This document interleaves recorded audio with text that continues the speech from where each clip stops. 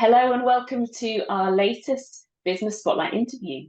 I'm delighted to be joined today by James Groves from Indigo Swan. James, hello, welcome. Jenny, hello. Thank you very much. Very, very kind of you to have me on here. I'm looking forward to speaking to you. Good stuff. So, start us off, James. Tell us a little bit about who you are and what you do. Yeah, no worries. So I am James Groves, Managing Director, majority owner of Indigo Swan. We are an energy consultancy based in Norwich, Norfolk. We procure energy for our clients first and foremost, but I always like to say our differentiator, so to speak, is that aftercare service, that help and that support through, what are challenging times in the energy market at this moment in time, but are always challenging. Energy is energy. Any business that has a certain energy cost is always going to be asking questions, always going to have issues, always going to have queries they need resolved. And for me, that is where our service very much comes into its own. Also now working in the sustainable space as well. So nicely titled Swan Sustainability, where we're looking to try and help our clients through solar, battery, EV, but then also just through energy audits and, what behaviours can they change and what can they do differently as we all sort of take this journey towards net zero in 2050, and for some businesses needing to be quite a long way along the line by 2030 as well. And that's something that we felt was definitely the right thing to do, and making sure that whilst we obviously want to try and find good value prices on contracts for our clients, we also want to help and support them do the right thing and, help on that journey to net zero for the businesses that we work with. So that is very much what we do as a business. And yeah, as managing director, strategy, finance, people, culture, everything that comes with, running and owning a business is what I'm responsible for. I'm blessed to have a wonderful board of directors and leadership team that work with me to help make my life a little bit easier. Fantastic. And what got you into the business in the first place, James? I'll come into business. So my career started a little while ago.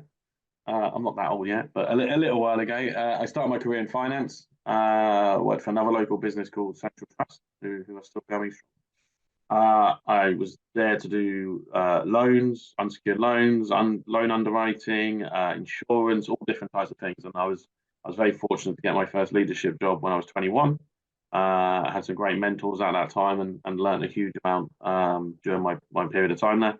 The recession then kicked in, as it did for a lot of people, sort of 2009 time, 2008, 2009. At that time, whilst I was fortunate to not be made redundant myself, I took the opportunity to think, right, okay, what might be next and what could I do?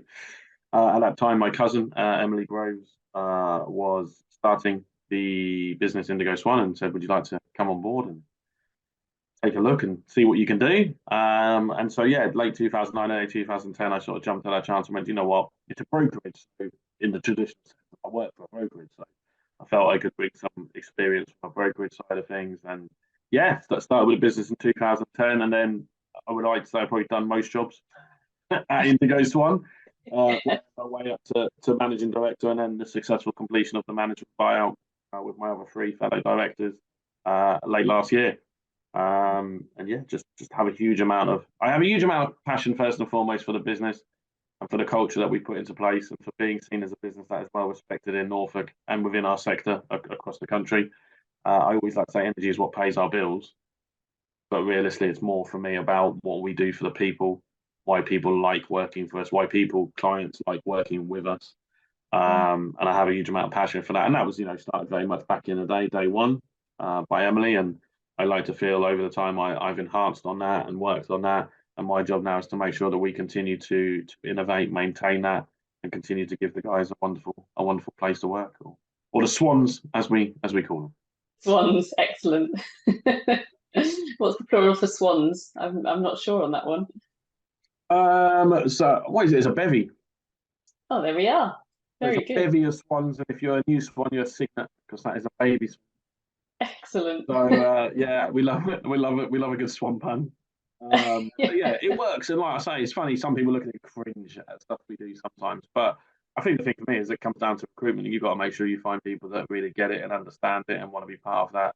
I suppose our culture is happiness first. That's what we're about. It's the first value that we have as a business. The company that now owns Indigo Swan is the company that me and the other three set up, and that's called the Happiness First Group. Okay. So Happiness First for us runs through everything that we do. And, it's important that people understand that when they come to work for us. Absolutely. And I mean, the sector of energy and sustainability, they're two topics that affect every business and every individual, aren't they? What's your ideal client? Who do you typically work with? Yeah, it's difficult. You never like to say no to anyone, do you? But you know what I mean. But I would argue it comes down to, number one, it would be your type of client that's got a lot of different sites and a lot of different multi-site type client. That could, for example, be academy trusts. That could be property. Those two sectors being where we have had some good success over the years, and clients that we still have to this day. And the reason for that is they just come with a lot of issues and a lot of headaches that they have to experience, that they don't have the time or the resource or the experience in house to look after. And that's really why I feel we find the most value for them. You can go to any broker, and any broker will give you a price. That's life. Anyone's going to give you a price. For me, it's what are you going to get thereafter, as I alluded to earlier. And for me, with those type of clients, they really get to see that value. We've retained over 90% of our business every year for 13 years. That is something that we're extremely proud of, and the reason for that is that aftercare service, and the fact that no problem is too small and no problem is too big. We're happy to jump on anything, happy to support our clients, and happy to work with energy suppliers to make sure we get things resolved in a timely manner. But if you've got a lot of meters, if you've got 500, 1,000, 2,000 individual supply points, you're going to want to be looking at outsourcing that, and I would say that's where our expertise falls. Away from that, manufacturing, engineering, they're large users, small number of meters, but they like the data, they like the analysis that comes with that. They like to understand, even little patterns of, you can shift your manufacturing to this time, that might save you a little bit of money, X, Y, Z. Okay, so just small things sometimes. Just small changes can make a huge difference sometimes in providing analysis, and the intel around that can be very, very beneficial.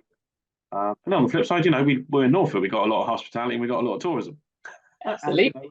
We help those clients as well. But, about 25% of our business is Norfolk based. I think sometimes some people don't realise that. Got great Norfolk business, but we are national, and we have done well nationally and won numerous awards and stuff for the services we provide. I'm very proud to be working with businesses in Norfolk, but also businesses up in Scotland, across to the west of the country as well. So anybody we will help, but specifically, if you're a multi-site portfolio of a lot of meters with a lot of issues, then we're here to help you with that. The sweet spot, that's brilliant. And so, James, thinking about the business itself, what do you enjoy most about running a business? What do I enjoy most? I look at the people. I am, I think I said this recently this week to someone. One of the hardest things for me when I became managing director initially, now in turn owning the business, was stepping away from that day-to-day management of people. My role at Indigo Swan for a long time was just to manage everybody, lead the whole team. As time has gone on, I now lead the rest of the board and and some of the senior managers. But people for me is what I enjoy most. It's seeing people do a great job. It's seeing people work for a business they really enjoy working for. It's seeing the rest of the team help to empower and train and develop those people. And to be in a company and to run and own a company where we're all, going in the same direction and try and achieve good things together. So I would want to own a business where people wasn't at the heart of what they did. I would have no interest in that at all. I wouldn't have wanted to do the management buyout that we did if people wasn't at the heart of what we were about.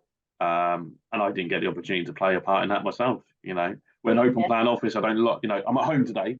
Yes. I live on TV behind the which. But hey, what you see is what you see, and that's what I'm all about.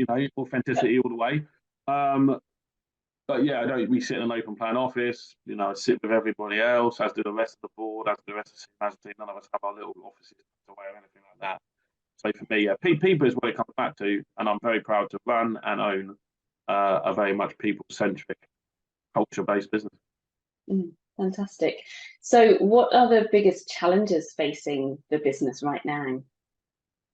I think the energy market as a whole.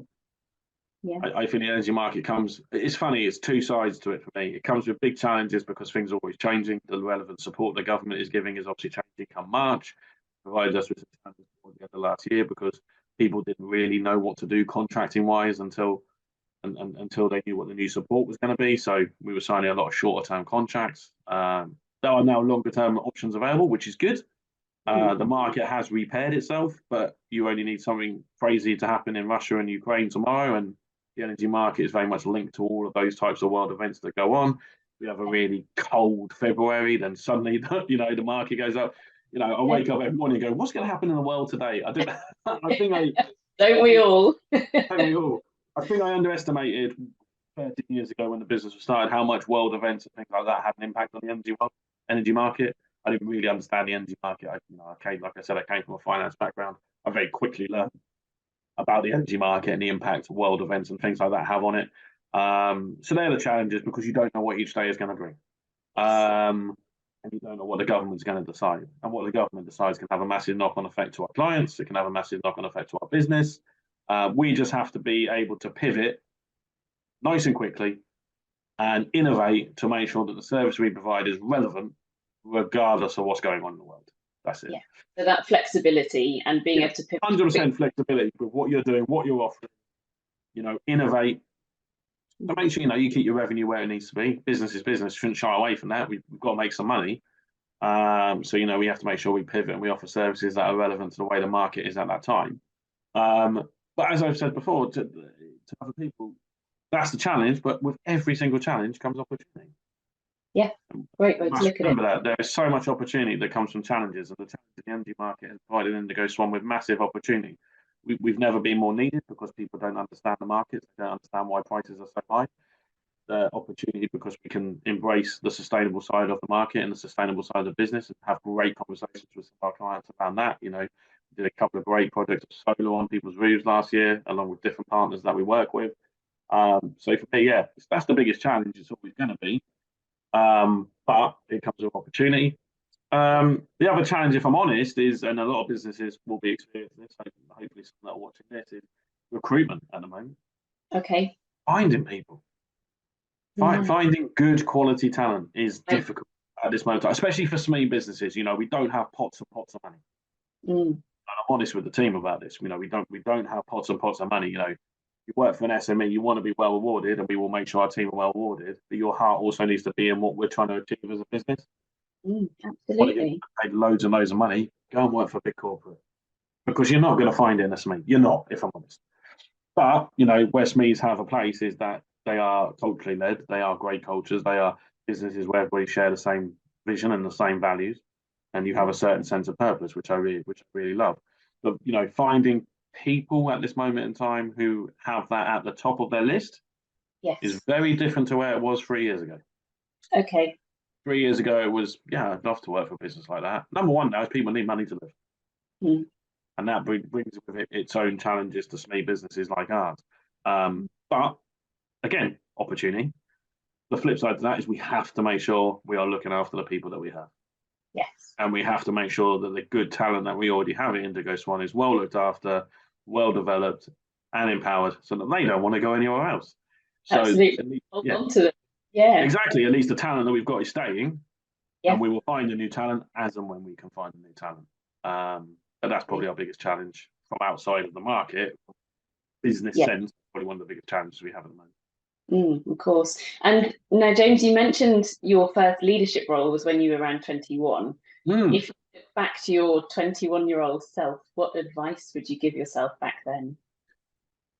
The biggest advice I give myself is, James, you will be absolutely fine being yourself. So I didn't go to university. Well, I did, that's a lie. I went to university for a year. Okay. So that was a nice holiday. I studied drama and dance. Okay. I had my mindset on being a famous actor. That is ultimately what I wanted to do. And then when I got into a place of work, I was like, well, I don't have a degree. And, I was an all right student at school, but, I wasn't a top set for every subject type student. And so at the time, I really thought that might hold me back. I didn't think that my personality, being an outgoing person, being an extrovert, X, Y, and Z, was ever going to really do me any favours. I very quickly found out it does me massive favours. And there's powers in being introverts and there's powers in being extroverts. And I wish I'd known probably when I was younger that, do you know what, James, by being yourself, being a confident person, building great relationships, celebrating other people's wins, celebrating other people's skill sets, and surrounding yourself with people that are better than you in certain areas will get you somewhere. And it has, and that's lovely. Yeah, absolutely. And lovely for people watching this as well to hear that message for those who need to hear that, as maybe they're starting up themselves and listening to the fact that being yourself is a huge win for whatever it is you want to do. It is. Don't look to sort of tie yourself into the stereotypes of what people think you should be to do certain things. Yeah. You know, you appreciate you can look at business leaders, and the way the world is changing is nice now. You see different types of business leaders and business owners now, which is great to see. But back then, you did, when I was 21, full disclosure, I'm 40 this year. Yeah. So back when I was 21, the world was very different, and you saw very stereotypical people that ran and owned and led businesses. So I felt, oh God, I don't want someone like me. I'm not smart enough. I'm not, educated enough. I'm not whatever enough to do that. At 39 years old, that is what I'm doing. And I've got a lot of people to thank for that, and a lot of people that helped me on the way. But I have also got there by just being myself. And if I learned that earlier, it might have helped me get somewhere quicker. But by being myself, I've had ups and downs, and the downs I've been able to come out of the downs by being myself and being a naturally positive person has led me to where I am today. And then, like I say, celebrate the people around you. Always employ people better than you. I know that's a very big cliche, but it's very, very true. I'm very lucky with the other 3 owners of Indigo Swan, Amy, Haley, and Andy, that they all have strengths in areas I do not, and I have strengths where they do not. And that's a lovely compliment to each of us. And we just have to lean into what those skills are. Absolutely, and thank you so much for sharing your story with us, James. It's been a pleasure talking with you. Just before we go, if anyone wants to find out more about what you do, about Indigo Swan, how's best for them to find out more? Well, feel free to hook me up on LinkedIn. I'm a bit of a LinkedIn demon, so feel free to find me on there. Alternatively, from an Indigo Swan point of view, it's indigoswan.co.uk, or you can email us at hello@indigoswan.co.uk. I'm more than happy to have a chat and more than happy to see how we can help you. Wonderful. Thank you so much for your time today. It's been an absolute pleasure, and wish you all the best for the future of Indigo Swan. Thank you, Jenny.